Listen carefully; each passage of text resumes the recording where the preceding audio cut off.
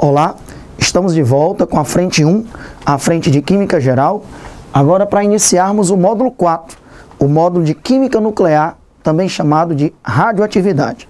E nessa parte 1, nós vamos falar aqui de alguns conceitos que são fundamentais para você entender todo o conteúdo desse módulo. Começando aqui com a definição de radioatividade. Radioatividade é a emissão espontânea de partículas e ou radiação por parte de núcleos instáveis até se tornarem estáveis. Nessa definição eu chamei a atenção para alguns aspectos importantes. O primeiro é que a radioatividade é um fenômeno espontâneo. Núcleos instáveis emitem espontaneamente radiação e só vão parar de fazê-lo quando se tornarem estáveis. Outro aspecto importante é que esse termo radioatividade engloba tanto partículas como também energia. Por exemplo, partícula alfa, partícula beta, mas nós vamos ver também um tipo de radioatividade que não é partícula, é energia, semelhante à luz, ao raio-x, são ondas eletromagnéticas, mas de muito mais energia, como por exemplo, a radiação gama. Então, muito cuidado, a radioatividade envolve partículas, mas também envolve radiação, que você não poderá denominar de partículas, como por exemplo a radiação gama. E quem faz isso, essa emissão, são núcleos instáveis, que ao emitir radiação, pode se tornar ainda um núcleo ainda instável, que vai continuar emitindo partículas e ou radiação até se tornar estável. As reações nucleares são processos que dizem respeito ao núcleo do átomo. Não dizem respeito à eletrosfera, mas sim ao núcleo. Então, tudo que nós estivermos nos referindo, quando estivermos falando das diversas emissões radioativas, das diversas reações nucleares, nós estamos focados no núcleo atômico, porque as reações nucleares são processos em que o núcleo atômico sofre alterações.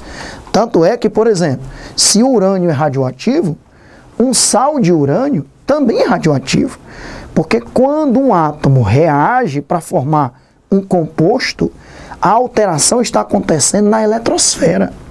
O núcleo não sofreu alteração.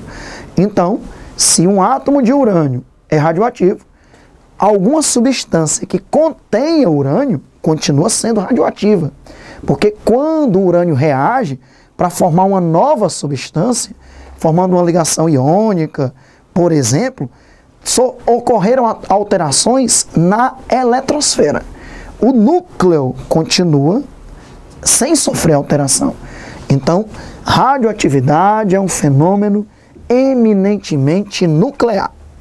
A radioatividade é um fenômeno exclusivamente nuclear e por isso ela não é afetada por fatores externos. Não tem como você aumentar ou diminuir a radioatividade se valendo de fatores externos, como temperatura, pressão, etc. Porque a radioatividade é um fenômeno nuclear. Esses fatores, como temperatura, pressão, elas teriam uma interferência na eletrosfera, mas não no núcleo do átomo. Muito importante esse termo, núcleons. Núcleons é a denominação das partículas subatômicas que se encontram no núcleo. Portanto, prótons e nêutrons.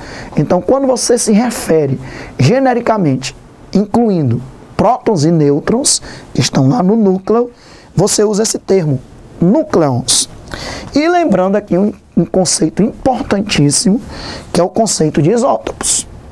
Isótopos são átomos que possuem o mesmo número atômico, lembrando que a gente representa o número atômico pela letra Z, que é o número de prótons, e diferentes números de massa. O número de massa a gente representa pela letra A. Então imagine aqui um elemento químico X. Um elemento químico X, ele é identificado pelo seu número atômico, que é o número de prótons, e pelo seu número de massa, que a gente representa pela letra A. Não esqueça que o número de massa é a soma do número de prótons mais o número de nêutrons, ok? Às vezes, em uma determinada questão, de uma prova que, por exemplo, vinha a tabela periódica, ele pode representar um determinado elemento só colocando o número de massa dele. Por quê? Porque um elemento, ele é identificado pelo seu número atômico. Se for, por exemplo, carbono, com certeza é 6. Ainda que tenha o carbono 12, o carbono 13, mas todo carbono tem número atômico 6. O hidrogênio, tem o hidrogênio com número de massa 1, o de número de massa 2 e o de número de massa 3. Mas todo hidrogênio tem número atômico 1. Então, às vezes, ele pode até omitir o número atômico, porque o número atômico está lá na tabela periódica que geralmente vem na prova. Então, o que ele tem que dar é o número de massa, porque o mesmo elemento químico pode ter números de massa diferentes. Eu coloquei aqui, por exemplo, os 3 isótopos do urânio. Todo átomo de urânio tem número atômico 92. Agora, eles têm números de massa diferentes. Tem o urânio com número de massa 234, 235 e 238. Inclusive, todo isótopo ele tem uma abundância relativa na natureza. O urânio de número de massa 234, a porcentagem dele é muito grande. Só existem traços de urânio 234 na natureza. Inclusive, observe o termo que eu usei, urânio 234. Não precisa dizer o número atômico, porque todo urânio é 200. Todo urânio tem número atômico 92. Então eu digo urânio 234, urânio 235, urânio 238. Eu apenas destaco o número de massa, porque o número atômico com certeza é 92. Já o urânio 235, a abundância relativa dele na natureza é de 0,7%. E o urânio 238 é o mais abundante, é 99,3%. Veja que se você somar 99,3 com 0,7 dá 100%. Alexandre, e o urânio 234? Eu já lhe disse, o urânio 234, a abundância dele é muito pequena, 0,00000 alguma coisa, ok? Então a abundância é muito pequena. Então está aqui alguns termos que são importantes para a gente introduzir o conceito de química nuclear de radioatividade. Vamos falar um pouquinho agora sobre o histórico da radioatividade. Eu vou apresentar aqui para você um breve histórico da radioatividade. Em 1895, o cientista Röntgen, trabalhando com ampolas de Crookes, ele descobriu os raios-x. Em 1896, Henri Becquerel, trabalhando com um composto que tinha urânio na sua estrutura, que era um sal, o sulfato de potássio e uranilo. Está aqui a fórmula desse sal. Veja que nesse sal tem o elemento químico urânio. Como o elemento químico urânio é radioativo, esse sal é radioativo. Ele descobriu a radioatividade. E isso foi bem interessante, porque ele colocou esse sal próximo de uma chapa fotográfica e ele percebeu que aquela chapa fotográfica foi sensibilizada por alguma emissão que esse composto estava fazendo, né?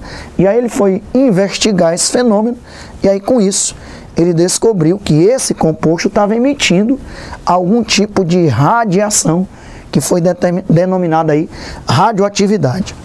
Em 1898, o casal Marie Curie e Pierre Curie, eles descobriram 2 elementos radioativos, o polônio e o rádio.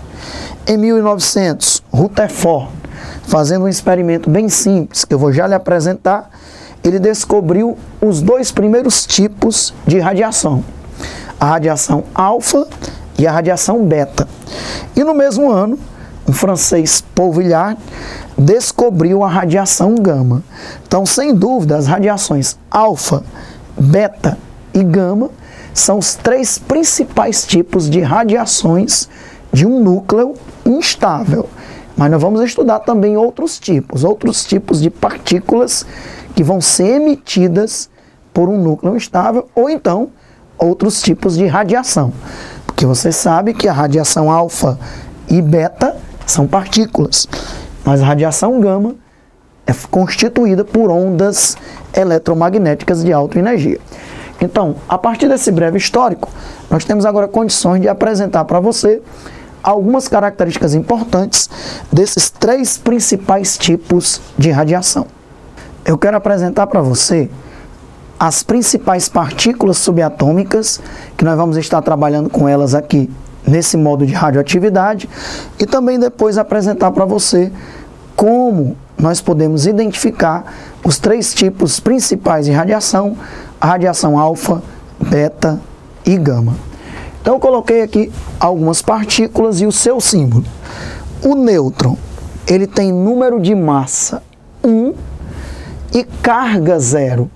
Aqui embaixo é o número de prótons. Esse número de prótons, muitas vezes eu vou representar também a carga. Então, em muitas partículas subatômicas que serão frequentes aqui nesse modo de radioatividade, em cima vai ser o número de massa e embaixo a carga. Então a gente costuma dizer, olha, um nêutron tem número de massa 1 e carga 0. O próton tem número de massa 1 e carga 1. E nesse caso a carga é exatamente um próton que ele tem. Eu posso representar o próton pela letra P ou pela letra H. O hidrogênio, dos 3 isótopos do hidrogênio, o prótio, o deutério e o trítio, o prótio, que é o hidrogênio que tem número de massa 1, na verdade é um próton, ok? Só que o prótio, além do próton, ele tem também um elétron, mas o núcleo é o mesmo. Em radioatividade não nos interessa a eletrosfera, o que nos interessa é o núcleo, ok? Então, um próton pode ser representado pela letra P ou pela letra H, com número de massa 1 e carga 1. O elétron, ele tem número de massa 0 e carga menos 1. A partícula beta, você vai ver que a partícula beta é um elétron com grande energia. Por isso que a representação é a mesma. O número de massa é 0 e a carga é menos 1. Ou você representa pela letra E, de elétron, ou pelo símbolo da letra beta. Número de massa 0, carga menos 1. Já a partícula alfa, ela tem número de massa 4 e tem carga, ou número de prótons, 2. Então você vai ver, na verdade, que a partícula alfa, ela tem 2 prótons, que é a carga dela, e 2 nêutrons. Por isso que o número de massa é 4. Você pode representar a partícula alfa como sendo um núcleo de um átomo de hélio. O átomo de hélio, ele tem número atômico 2, número de massa 4. Ele tem 2 prótons e 2 nêutrons. O positron, a gente costuma dizer que é um elétron positivo.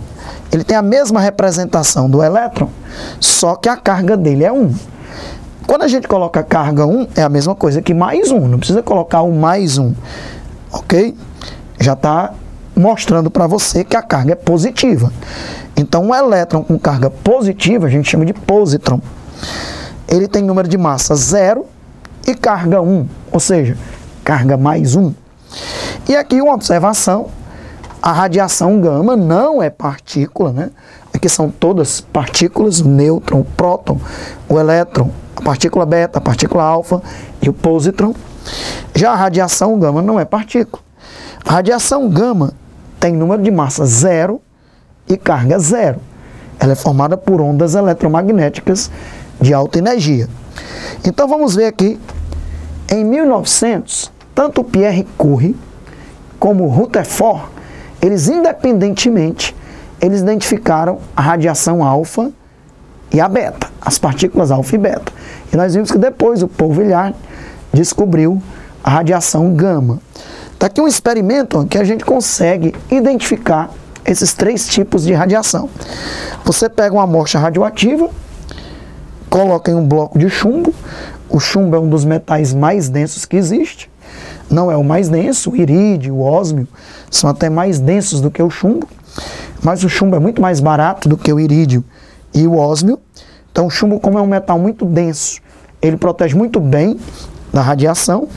A amostra radioativa foi colocada dentro de um bloco de chumbo e aqui a radiação é emitida e ela passa por placas eletricamente carregadas. Quando essa radiação passa por placas eletricamente carregadas, ela se divide em 3 feixes. Esse experimento é realizado sob vácuo e ali nós colocamos como anteparo ou uma chapa fotográfica ou então uma tela fluorescente. E aí você observa que um dos feixes foi atraído pelas placas negativas, carregadas negativamente. Ou seja, essa radioatividade ela tem que ser, essa partícula, essa emissão radioativa, ela tem que ser positiva, já que ela foi atraída pela placa negativa. Ela foi chamada de radiação alfa. A radiação alfa, ou partícula alfa, ela tem carga mais 2, por isso que ela é positiva, foi atraída pelas placas carregadas negativamente e tem número de massa 4. Observe que o ângulo do desvio foi bem pequeno. Por quê? Porque você vai ver que ela é a maior e mais pesada partícula emitida por um núcleo radioativo. Como ela é muito grande, tem um número de massa 4, o desvio foi pequeno. Um dos feixes passa reto, não sofre atração nem pelas placas, nem pela placa negativa, nem pela placa positiva. Então ela é eletricamente neutra. E ela também não tem massa. Ela é uma onda eletromagnética de alta energia, semelhante à luz e o raio-x. É a radiação gama. Ela tem um número de massa 0 e carga 0. E um outro feixe sofreu um grande desvio, sendo atraída pela placa carregada positivamente. Se o desvio é grande, significa que deve ser uma partícula bem pequena. Na verdade, ela tem número de massa 0, e como ela foi atraída pelas placas positivas, pela placa positiva, ela tem que ser negativa. Ela tem carga menos 1. Então tá aí, ó, os 3 tipos de radiação. 2 são partículas, a partícula alfa, que é positiva, massa grande, por isso que ela foi atraída pela placa negativa e teve um pequeno desvio, e a partícula beta, que teve um grande desvio, sendo atraída pela placa positiva, por isso que ela tem carga menos 1, e ela é uma partícula muito pequena, com número de massa 0, por isso que o desvio foi muito grande. E um tipo de feixe passou reto, nem tem número de massa, nem tem carga, é uma onda eletromagnética de alta energia.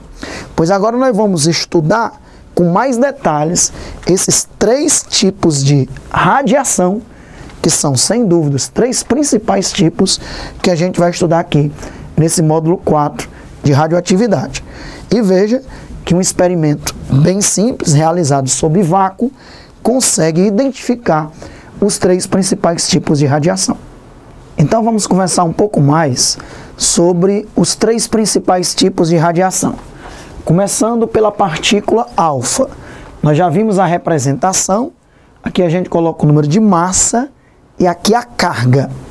O número de massa da partícula alfa é 4 e a carga 2. Ou você representa usando a letra alfa, ou então a partícula alfa pode ser representada como sendo um núcleo de átomos de hélio. Nós temos então aqui a representação da partícula alfa. Como ela tem carga mais 2, é porque ela tem 2 prótons. Como ela tem número de massa 4, é porque ela tem 2 prótons e 2 nêutrons, já que o número de massa é a soma dos prótons com os nêutrons. Isso aqui é um átomo de hélio. Então, se você olhar para uma partícula alfa e para um átomo de hélio, qual é a única diferença? O núcleo é o mesmo. Só que um átomo de hélio, todo átomo é eletricamente neutro. Se ele tem 2 prótons, ele também tem 2 elétrons. Então, por isso que a gente pode dizer, ó, que a partícula alfa é um núcleo de um átomo de hélio.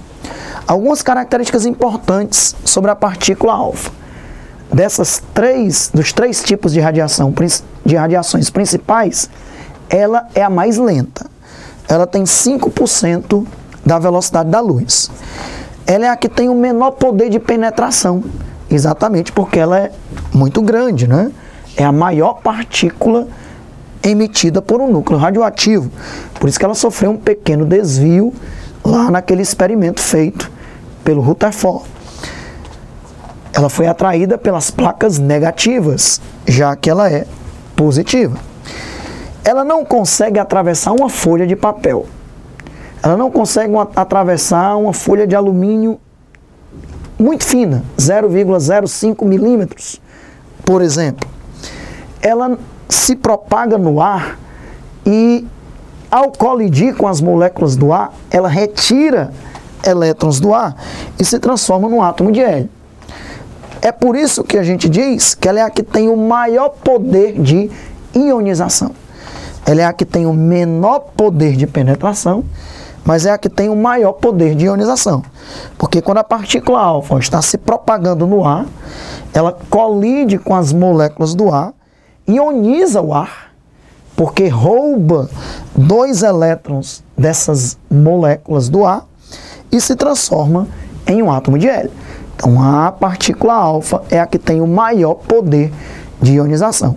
Isso vai ser um aspecto importante na detecção da radiação, porque como a partícula alfa ioniza o ar, isso vai permitir que a radiação que estiver presente no ambiente seja detectada, como nós vamos mostrar mais na frente, os métodos de detecção da radioatividade, tá bom? Então essa é a partícula alfa, formada por 2 prótons e 2 nêutrons, carga mais 2 e número de massa 4. Vamos falar agora da partícula beta. Como nós vimos, a partícula beta, ela tem carga menos 1 e número de massa 0. Ou seja, ela é um elétron de alta energia. Por isso que pode ser representada também pela letra E, com carga menos 1 e número de massa 0. Algumas características importantes da partícula beta. Ela é bem mais rápida do que a partícula alfa, ela chega até 95% da velocidade da luz, ela tem um poder de penetração também muito maior do que da partícula alfa, na verdade 100 vezes maior. Para ela ser detida, você precisa de uma placa de 1 centímetro de alumínio ou 2 milímetros de chumbo. Mais uma vez, como o chumbo é um metal muito denso, ele é um metal que consegue reter as emissões radioativas com grande facilidade, e ela tem um médio poder de ionização. Ela tem um poder de ionização menor do que a da partícula alfa. Como a partícula alfa é grande, pesada, positiva, ela ao colidir com as moléculas do ar, ela ioniza o ar, roubando 2 elétrons do ar. Já o poder de ionização da partícula beta é bem menor. Agora nós temos uma pergunta interessante para fazer, porque nós vimos que todas as emissões radioativas vêm do núcleo. Se todas as emissões radioativas vêm do núcleo e uma partícula beta é um elétron, como é que pode sair do núcleo um elétron, se lá no núcleo não tem elétrons? O que existe no núcleo são os nucleons, ou seja, prótons e nêutrons. Então uma pergunta interessante: como é possível sair um elétron de um núcleo se no núcleo não tem elétrons? Então vamos responder essa pergunta. Como se forma a partícula beta? O que ocorre é o seguinte: lá no núcleo, um nêutron, que tem número de massa 1 e carga 0, se converte em um próton. Um núcleo se converte em um próton. Quando um nêutron que está no núcleo se transforma em um próton, esse próton continua lá dentro do núcleo. Mas são emitidos para fora do núcleo um elétron, que é a partícula beta, e uma outra partícula subatômica chamada de neutrino, que tem número de massa 0 e carga 0. Ou seja, ele tem massa praticamente desprezível, o neutrino. E aí eu já lhe digo uma característica importante das reações nucleares. Elas conservam sempre o número de massa e a carga. Veja, o número de massa dos reagentes é 1. E o número de massa dos produtos é 1. 1 mais 0 mais 0. Conserva também a carga. A carga dos reagentes é 0. A carga dos produtos também vai ser 0. Mais 1, menos 1, mais 0. Dá 0. Então isso é uma característica importante de uma reação nuclear. Ela ocorre com conservação do número de massa e com conservação da carga. Ok? Então, um nêutron se transforma num próton.